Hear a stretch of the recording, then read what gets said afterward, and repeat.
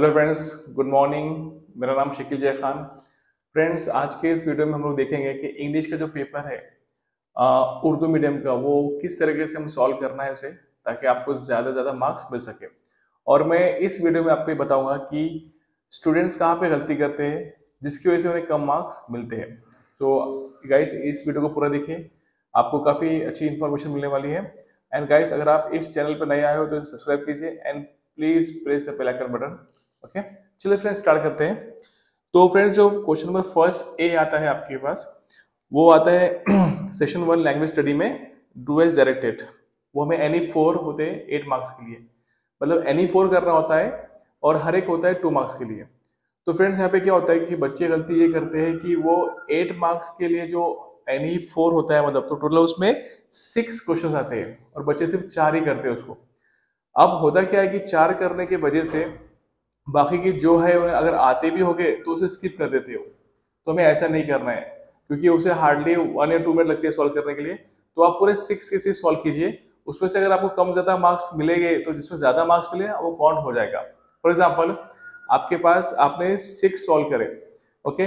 पहले सपोज 2 के क्वेश्चन आपको कम मार्क्स मिले, लेकिन जो बाकी के 4 है उसमें आपको फुल मार्क्स मिल रहे हैं, तो वो काउंट किया जाएगा। तो मेरी आपके से ये रहेगा रिक्वेस्ट कि जितने भी क्वेश्चंस ऑप्शन में आ रहे हैं, और ये देखिए कि ऑप्शन में ज्यादा टाइम ना लेते हो, जैसे कि बहुत सिंपल 1 लाइन 2 लाइन क्वेश्चन जो होते हैं वो आप सॉल्व कीजिए optionally.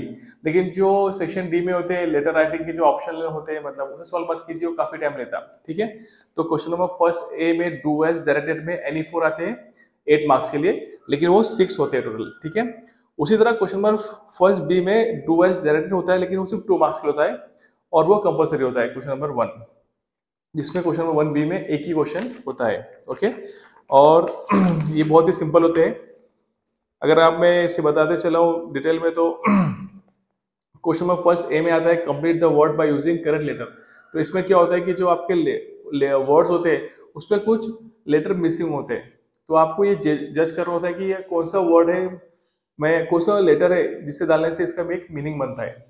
For example FLIGST flight है, तो आई मिसिंग कर देते हो, FL-GST। तो आपको फाइंड आउट करना है कि वो वहाँ पे जो ब्लैंक स्पेस है वहाँ पे क्या आएगा।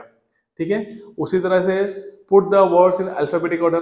कुछ वर्ड्स होते हैं जो आपको अल्फाबेटिकल ऑर्डर में लगाना होता है, जैसा कि ABCD। अगर कोई वर्ड्स से स्टार्ट हो रहा है तो पहले ए वाला आएगा, फिर B, C। अगर सारे ए वाले हैं, सारे वर्ड्स ए से स्टार्ट होते हैं, तो आपको चेक करना है कि सेकंड वर्ड किससे स्टार्ट हो रहा है। ठीक है, उसे आपको सॉर्टिंग करना है, मतलब उसको आपको लगाना है, मतलब अल्फाबेटिकल ऑर्डर में। थर्ड होता है punctuate the following. Punctuate the following मतलब होता है कि आपको semicolon, column, full stop, double quote, question mark कहाँ पे आएगा, एक्सक्लेमेशन मार्क कहाँ पे आएगा, वो आपको लगाना होगा, जो कि आपने क्लास में डिटेल में पढ़ा होगा।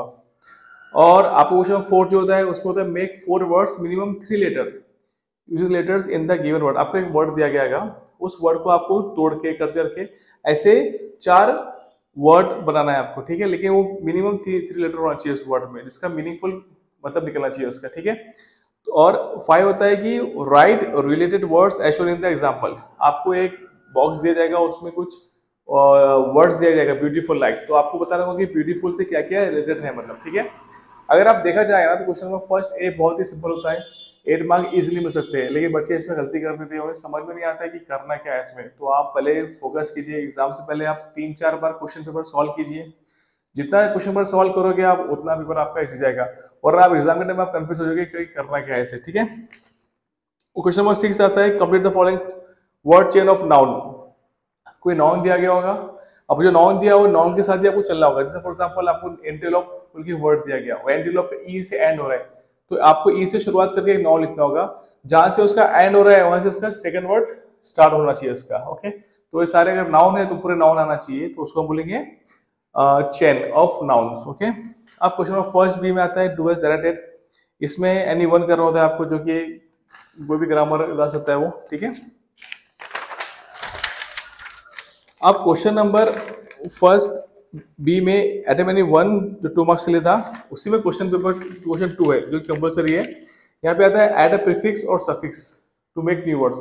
एक वर्ड में आपको या तो ऐड प्रीफिक्स करना होगा या सफिक्स करना होगा, ताकि नया वर्ड मिल सके। अब प्रीफिक्स क्या होता है, कोई भी वर्ड से पहले कोई वर्ड हम ऐड कर रहे हैं उसे हम प्रीफिक्स देंगे। सेटिस्फाई, अनसेटिस्फाई, तो यूएन क्या हो गया, प्रीफिक्स हो गया। और उसी तरह एक वर्ड है इन्वेस्ट। हमने इसको MENT लगा दी, इन्वेस्टमेंट बाद में, वो हो गया सफिक्स। प्रीफिक्स मतलब पहले लगाना वर्ड के, और सफिक्स मतलब वर्ड के बाद में लगाना। ठीक है, ठीक है। अब क्वेश्चन नंबर सेक्शन 2 में टेक्सचुअल पैसेज आता है। तो क्वेश्चन नंबर 2A में आपको एक 10 मार्क्स के लिए एक पैसेज आएगा, आपको पैसेज अच्छे से पढ़ना है। ठीक है, पैसेज ज्यादा मत डिटेल में पढ़िए, मतलब आपको मतलब पैसेज पहले से तैयारी करना है। देखिए, एक तो पैसेज लेटर का आता है और एक पोएम का आता है। ठीक है, मतलब एक passage letter in the sense like एक लेसन का आता है। ठीक है, एक लेसन का पैसेज आता है, एक पोएम का आता है, जो कि आपके सिलेबस ओरिएंटेड होता है, जो आप पढ़ चुके होते हैं। तो उसको आप पहले से पढ़ लीजिए, आप जितने भी आपके बुक्स में जितने भी लेसन है सारे अच्छे से पढ़ लीजिए, पोएम लेसन। जब लेटर आपके हाथ में, मतलब जब लेसन आपके हाथ में आ जाएगा एग्जाम में, तो आपको तकलीफ ना हो जाएगी क्या है करके। प्रॉब्लम होती है अनसीन पैसेज और अनसीन पोएम में, कि वहाँ पे कैसा है, मतलब हमें पढ़ना होता है डिटेल में। तो जब भी आपको सीन पैसेज मिलता है, आप अच्छे से गो थ्रू कर लो उसको पहले से ही, एग्जाम से पहले ही।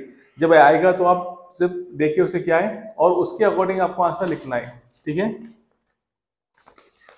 तो बाकी देखिए, आपको ये था A1 में पूरा पैसेज था आपका, और A2 में आपको कुछ आएगा कि कुछ क्वेश्चन आएंगे A2, A3, A4, A5, तो ऐसा पूरा मिला के 10 मार्क्स का होगा। अब आप ये नोट कीजिए कि क्वेश्चन नंबर 2A जो है वो कंपलसरी होता है। जैसे क्वेश्चन नंबर फर्स्ट A में देखा, इसमें ऑप्शनल था, क्वेश्चन नंबर 2A में कोई ऑप्शनल नहीं होगा, आपको कंपलसरी सारे क्वेश्चन करने ही होंगे। उस तरह क्वेश्चन 2B जो है वो भी है हमारा एक पैसेज एक्टिविटी है, वो भी कंपलसरी होता है। क्वेश्चन नंबर 2B भी उसमें पैसेज आता है। ओके, और क्वेश्चन नंबर 3A जो है वो पोएट्री होता है, वो 5 मार्क्स के लिए होता है, वो भी कंपलसरी होता है। ठीक है, और क्वेश्चन नंबर 3B वो भी एप्रिसिएशन ऑफ पोएम होता है, वो भी 5 मार्क्स के लिए होता है, जो कि कंपलसरी है। नाउ क्वेश्चन नंबर 4A जो होता है नॉन टेक्सचुअल पैसेज है। ये जो नॉन टेक्सचुअल पैसेज मतलब होता है कि जो पैसेज बुक में नहीं दिया गया, इसको अनसीन पैसेज बोलते हैं हम लोग, जो बाहर से आता है मतलब। ठीक है, जो नॉन टेक्सचुअल मतलब जो टेक्स्ट में नहीं गया, आपको पढ़ना है इसके डिटेल में, ये भी 10 मार्क्स के लिए आता है, और इसमें भी कोई ऑप्शनल नहीं होता है, आपको पूरे सॉल्व करना ही होता है 1 से 5 तक। फिर क्वेश्चन नंबर 4B में समरी राइटिंग आता है, जो 5 मार्क्स के लिए आता है। अब क्वेश्चन नंबर 5th आता है लेटर राइटिंग। तो राइटिंग स्किल में आता है फॉर्मल, इनफॉर्मल राइटिंग। इसमें ऑप्शन ऐसा दिया गया, या तो आप फॉर्मल बनाओ या तो इनफॉर्मल बनाओ। फॉर्मल मतलब जो लेटर आप लिखते हैं अपने स्कूल्स को या फिर कोई गवर्नमेंट ऑफिसर्स को, उसको बोलेंगे फॉर्मल, और जो अपने फ्रेंड्स को लिखते हैं, पेरेंट्स को लिखते हैं, वो हो गया इनफॉर्मल। ठीक है, अब क्वेश्चन नंबर 5B में जो आएगा वो आएगा डायलॉग राइटिंग आएगा, और स्पीच। इसमें आपको ऑप्शनल है, या तो आप स्पीच बनाओ या तो डायलॉग राइटिंग करो, ये 5 मार्क्स के लिए आता है, इसमें ऑप्शनल है। ठीक है, क्वेश्चन नंबर 6A आता है इन्फॉर्मेशन ट्रांसफर। इन्फॉर्मेशन ट्रांसफर मतलब होता है कि नॉन वर्बल टू वर्बल करना है। वर्बल मतलब पैसेज, नॉन वर्बल मतलब वो कोई भी शक्ल में आएगा, लाइक टेबल या फिर सर्कल, जो भी है, मतलब पाई डायग्राम, चार्ट, उसमें आएगा, तो आपको कन्वर्ट करना होगा। ठीक है, A1 और A2। उसी तरह क्वेश्चन नंबर 6A 5 मार्क्स के लिए है, और B भी 5 मार्क्स के लिए है। उसमें भी न्यूज रिपोर्ट और डेवलपिंग स्टोरी में आपको ऑप्शन आएगा, या तो आप न्यूज रिपोर्ट बनाओ या स्टोरी को डेवलप करो। ठीक है, और जो मैंने आपको कहा क्वेश्चन नंबर 6A में नॉन वर्बल टू वर्बल, तो उसे उसका उल्टा भी आता है ऑप्शन में, वर्बल टू नॉन वर्बल। और क्वेश्चन नंबर 7 ट्रांसलेशन होता है। अगर आप उर्दू मीडियम के हैं, आपको कहा गया कि आपको ट्रांसलेट करना है, तो आपको उर्दू में लिखना है। ठीक है, कुछ ये होता है 5 मार्क्स के लिए और कंपलसरी है। ठीक है, और ये बहुत ही सिंपल होता है। तो क्वेश्चन नंबर फर्स्ट 8 मार्क्स के लिए जो कि ऑप्शनल में भी आते हैं वो, और क्वेश्चन नंबर 7 बहुत ईजी होता है 5 मार्क्स। आपको मतलब ये पेपर बहुत ईजी होता है अगर आप अच्छे से करें तो उसको। तो आई होप फ्रेंड्स कि आपको समझ में आ गया होगा कौन सा पेपर इंपॉर्टेंट होता है, कौन सा क्वेश्चन इंपॉर्टेंट होता है, कौन सा नहीं होता है। तो गाइस प्लीज सॉल्व कीजिए अच्छे से। बेस्ट ऑफ लक, और कुछ भी डाउट होगा तो आप मुझे कॉल कर सकते हो। Okay, bye, take care.